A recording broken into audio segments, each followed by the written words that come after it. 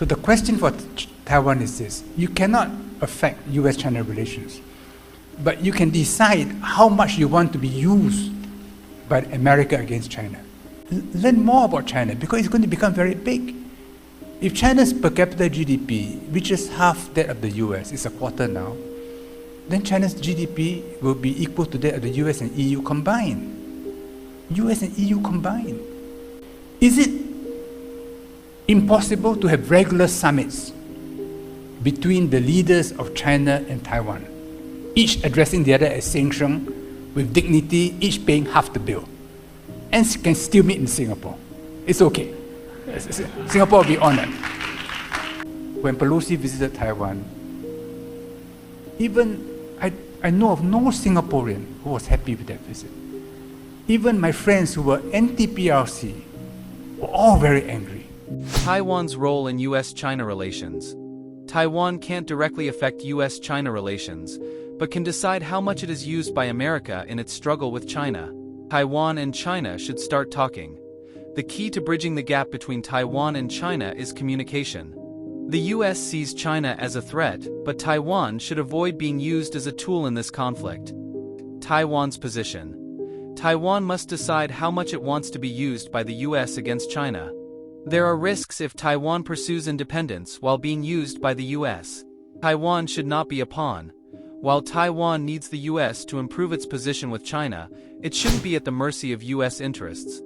For improving relations, Taiwan and China are already closer than they were 20 years ago, and further cooperation is possible by finding common ground, especially in areas that benefit ordinary people. China's growth.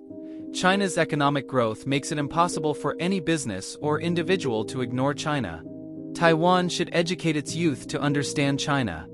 Consequences of ignoring the situation. Taiwan should avoid repeating Ukraine's tragic mistake and keep future options open, as being too reliant on hopes for China's collapse can be dangerous. 2015 meeting. The 2015 meeting between Taiwanese President Ma and Chinese President Xi was a significant step, with both sides addressing each other as equals. Regular summits. It's possible for Taiwan and China to meet regularly with mutual dignity, following the example of other countries that have held summits to discuss common issues. Peace as a goal. Singapore's position is to promote peace. Political tensions and ideologies often lead to harm, so the goal should always be improving lives and ensuring peace for future generations. The US is increasingly threatened by a rising China. China does not threaten the US militarily, but China threatens US dominance in the world. And because of this, US strategic preoccupation now is with trying to slow China down, contain China, pull down China if possible. So all of us are familiar with the chip war which is going on, and the systematic effort done by whole departments in Washington to find ways to slow down China, to degrade China if possible. Of course, whether they succeed or not depends on how China responds.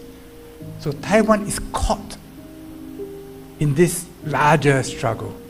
So the question for Taiwan is this: you cannot affect US-China relations, but you can decide how much you want to be used by America against China.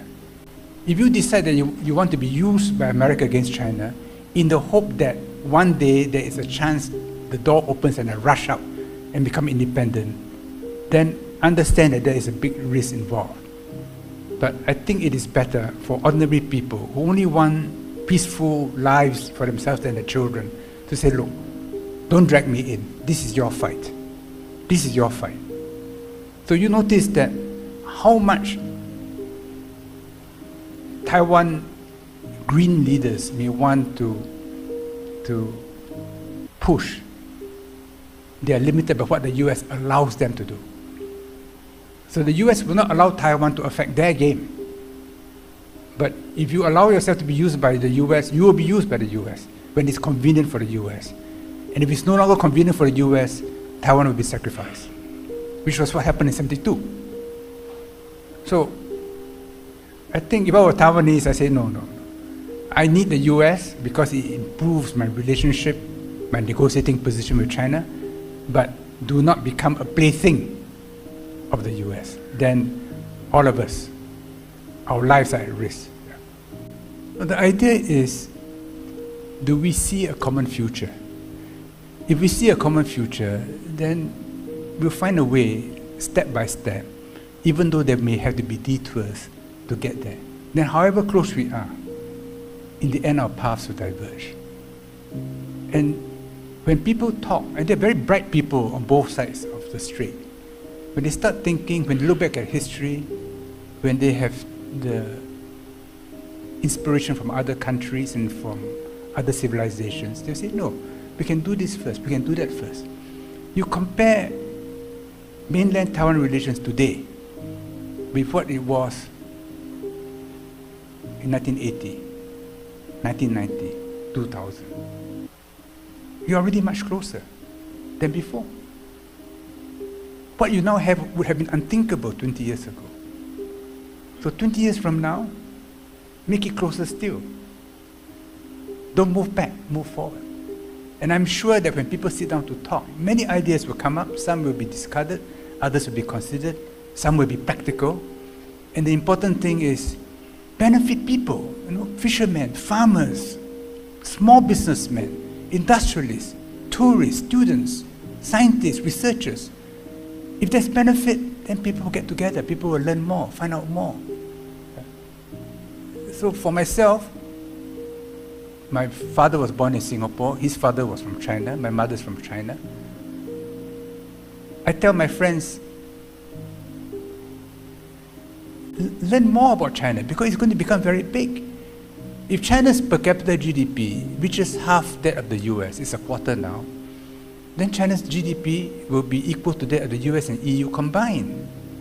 US and EU combined. Their domestic market is already as significant as the US. So whatever you do, whether as a scientist or as an employee or as a businessman, you cannot ignore China. And the more you study China, the more you say, yeah, I'm part of it. To some extent, even as a Singaporean, I feel I'm a part of it. Because that's my ancestry. And you will feel a part of it. But if you say, no, I don't want to know China, you demonize China, and you put that into young people's minds, eventually they will find out. But only after painful lessons. So Lee Kuan Yew was once asked, what if despite everything the Taiwanese insist on going this way? His reply was, well, it's a question of the price they have to pay before they learn the lesson. So the reason why we have this conversation is to reduce the price the ordinary Taiwanese will have to pay. You look at Ukraine. It is an unbelievable tragedy. To go back to where they were in February 23rd last year would have been, it's the maximum position they can achieve now, after having lost hundreds of thousands of lives. For what? What have they gained? They could have avoided this position. The Ukraine ambassador in Singapore, a dear friend, Pavlo Soltansky, when the invasion happened, he wrote me an email how he avoided machine gun fire and tanks to make his way to Poland, where he had a son or a daughter working, and became the representative of the Ukrainian Foreign Ministry in Ukraine. When he was in Singapore, we had long conversations. He said, no, Russia will implode. Putin cannot remain. I said, but what if he does? So if you build all your hopes on the possibility that the other side will collapse, you will cut options off. And then in the end, you're trapped in a position which is very disadvantageous. So Taiwan now should open the possibilities for the future, not constrict it. And it's important that in the education of the young, your media, everyone has responsibility. But if in the end, people refuse, then we go back to what Lee Kuan Yew said. Then it's a matter of the price you have to pay before you turn back. the meeting between President Ma and President Xi in Singapore was a profound development. What did President Ma concede to have that meeting? 不独不武不同，九二共识。And they had a very good meeting. What did Xi Jinping concede? He did something which no other Chinese leader did, which was to recognize the leader of Taiwan as an equal. Each addressed the other as Seng-Sheng. This was a major move. 2015, Xi Jinping only became 总书记 in October 2022 and president in March 2023. He had just fought off Zhou Yongkang. He was still in a vulnerable position. He had not yet cleaned up the PLA. And he made this move at personal risk to himself. I think he paid a heavier price than President Ma to have that meeting. That meeting was very significant. Is it impossible to have regular summits between the leaders of China and Taiwan, each addressing the other as Seng-Sheng, with dignity, each paying half the bill, and can still meet in Singapore? It's okay. Singapore will be honored. This was what the leaders of Iceland and Switzerland did. They just met as equals and talk about common problems and say, okay, we meet again. Maybe initially you meet in Singapore, then after that you can alternate between Beijing and Taipei. And after that, some other lovely spots. You see?